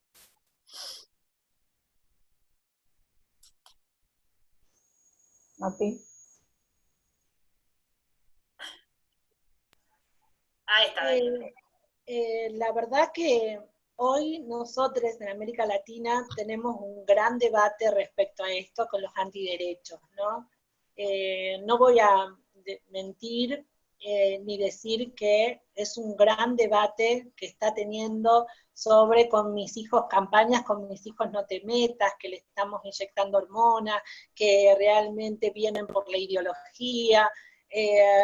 Realmente, a ver, yo sinceramente de corazón, yo veo a niñas prostituidas, travestis, trans, que la familia las abandona, las deja, porque no las quieren, sobre todo de donde vengo, ¿no? Están niñas y adolescentes que no pueden tener los derechos reales y están en prostitución. Y cuando digo qué cuerpos valen y qué cuerpos no valen, digo cuánto vale ese cuerpo en esta sociedad para que la sociedad no puedan ver sus derechos, no puedan respetar sus derechos, no pueda la familia ni comprender el trato digno y las votes de su casa por ser quien es.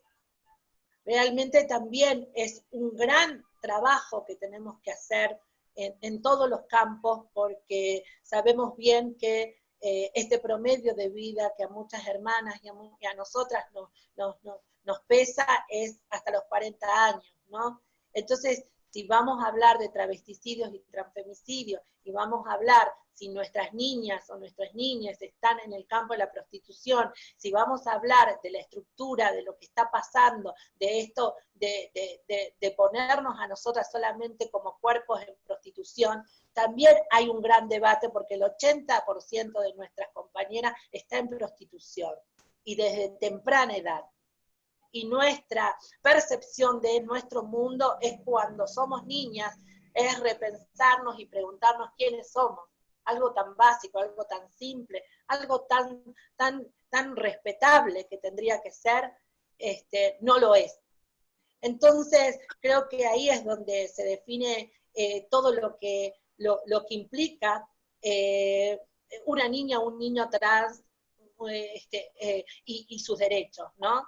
Y lo que nos cuesta a nosotros aprender desde el amor, desde la comprensión, del entendimiento, y no como adultocentrismo, porque siempre lo veo esto de muchas veces doy charlas a los padres de niños y niñas trans, y realmente me dicen gracias, nos dicen a nosotras, a nuestras compañeras trans grandes, gracias por dar esa voz, porque ahora entiendo un poco, ahora comprendo qué lugar tiene mi hija, porque no estamos nosotras en ninguno de los campos, ni en la televisión, ni en los dibujitos animados, nada, no estamos borradas todavía. Entonces, desde esa imagen, nosotras nos repensamos qué es lo que queremos, ¿no? Y qué es lo que queremos también en ese trato, ¿no? Si hay algo que hay algo que me cortaron a mí desde pequeña, y lo vuelvo personal, lo digo personal porque me parece muy práctica estas cosas de ir a lo básico de mi persona. No tiene nada que ver, podría hablar en el campo teórico e inundarme de cosas ahí, pero me parece que una charla mucho más simple. Desde pequeña, desde muy pequeña, siempre mis uñas me las dejaba crecer. Y mi mamá me decía, cortate las uñas, y me cortaba más corto y el pelo. Y ahí estaba mi identidad. Y en ese sufrir, en ese transitar desde adentro, también veía que me cortaban las alas desde pequeña. Entonces no escuchar a tu hijo, a tu hija, no entender, y que ningún psicólogo, ningún psiquiatra, ningún médico, ninguna sociedad, la sociedad misma te cuestione a vos y no cuestione sus prácticas, también es violencia. Entonces me parece que hoy por hoy es importante que nos escuchemos y que comprendamos, ¿no? Que entendamos eso, ¿no? Y que realmente, yo te digo la verdad, ayer estábamos haciendo un análisis con varias compañeras del país y veíamos cuántas se mueren. Y empezábamos a hablar la Lulú, bueno, la Lulú la echaron a los 11 años a la calle.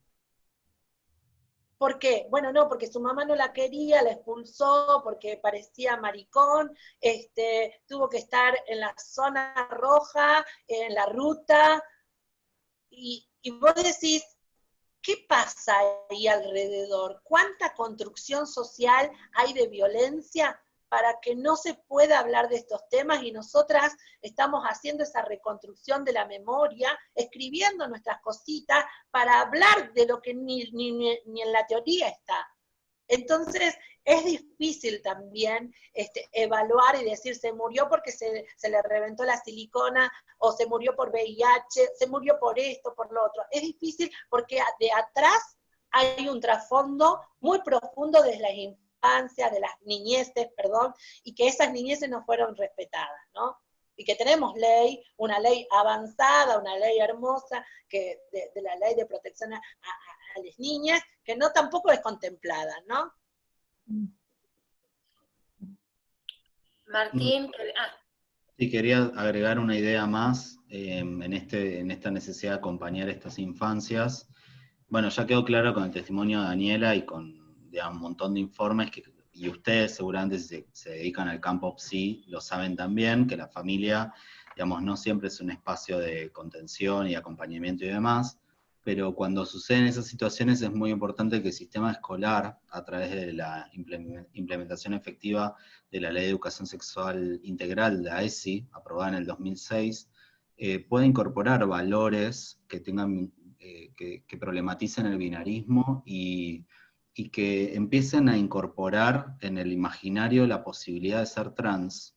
Digamos, cualquier persona puede ser trans, y eso no significa nada bueno ni malo en principio, es una posibilidad. Entonces, si entra dentro del imaginario, no solamente del personal docente, sino también de los propios niños y niñas y niñes, digamos, creo que hay una posibilidad de una construcción subjetiva desde otro lugar. Si la familia no acompaña, bueno, al menos que la escuela esté acompañando, ¿sí? La otra, hace un tiempo, y acá cierro, escuché el testimonio en una reunión en el marco del Ministerio de Salud, testimonio de una madre de una niña trans que tenía una relación muy afectiva con su docente, que sabía que ella era trans y tenía un amplio respeto por su existencia trans, por su subjetividad, pero cuando incorporó temas de ESI, estaba hablando de las corporalidades, ¿no?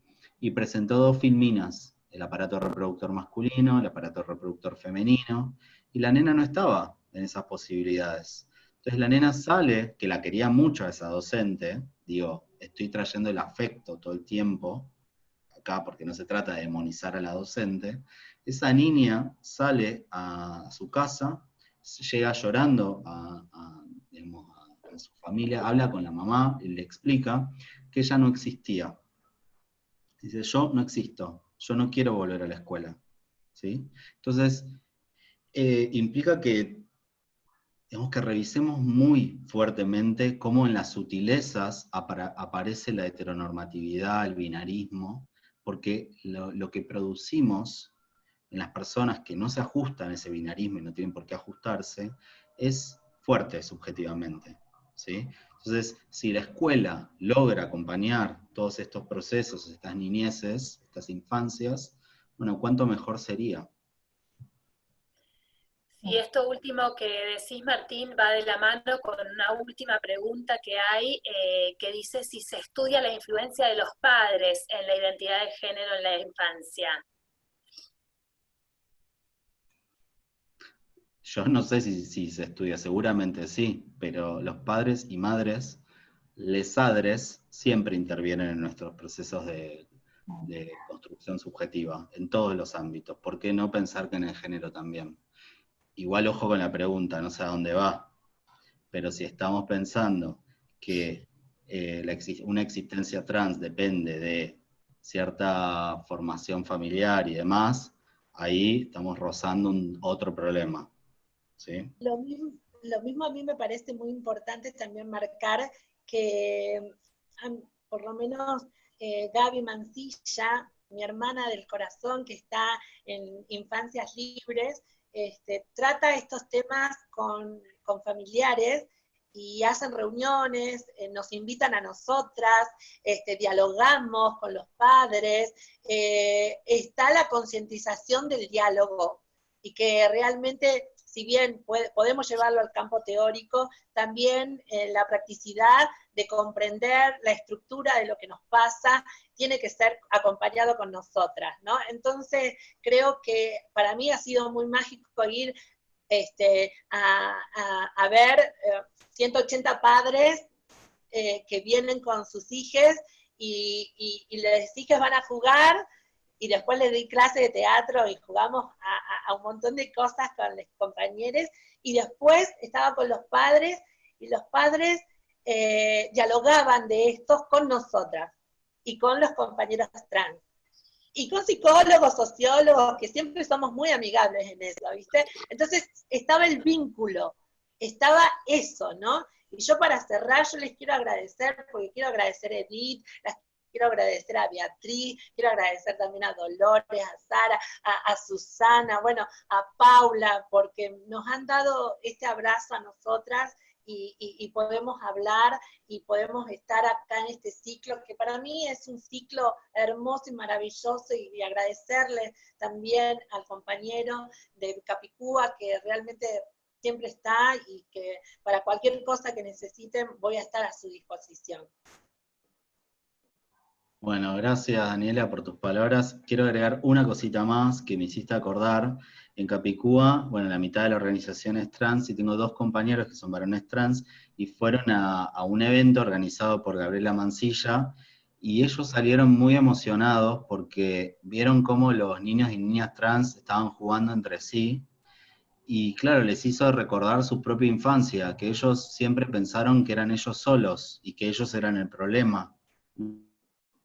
Bueno, a Ahora mí en me estos pasó. espacios lúdicos, intercambio, sí, decime. No, no, no. A mí me pasó que tuve que ir y como docente de teatro, me dijeron que vaya y le dé una clase a las chicas y la verdad que realmente más que emocionada me llevé un montón de energía, de amor y de que esos vínculos de jugar lúdicos que hicimos con las niñas y las niñas, las trabitas, le digo yo, me atrevo a decirlo con cariño, ¿no?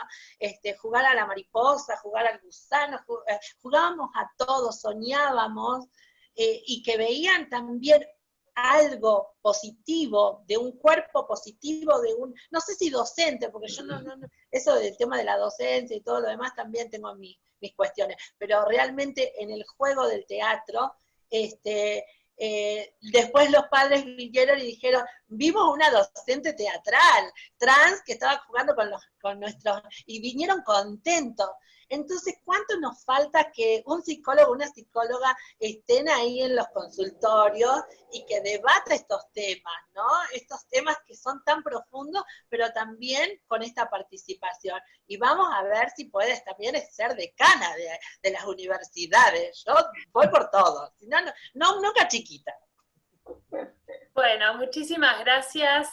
Agradecemos muchísimo desde la PPG a todos y todas los que participaron, especialmente a Martín y Daniela por sus trabajos, su presentación, y creo que nos quedamos con muchísimas ganas de seguir capacitándonos. Eso apareció una y otra vez para poder seguir interviniendo para hacer prácticas más y mejor, ¿no? En estas problemáticas que se están jugando ahora. Así que bueno, antes de terminar, un solo comentario institucional. Les queremos decir que la semana que viene no va a haber actividad científica porque hay asamblea de socios, o sea que la actividad científica vuelve el viernes 17 de julio con otra mesa del Pensando lo Vincular que se va a llamar Niños y Adolescentes en Situación de Vulnerabilidad Social, del desamparo a lo posible. Así que bueno, les esperamos a todos y que tengan un buen día. Muchas gracias. Gracias.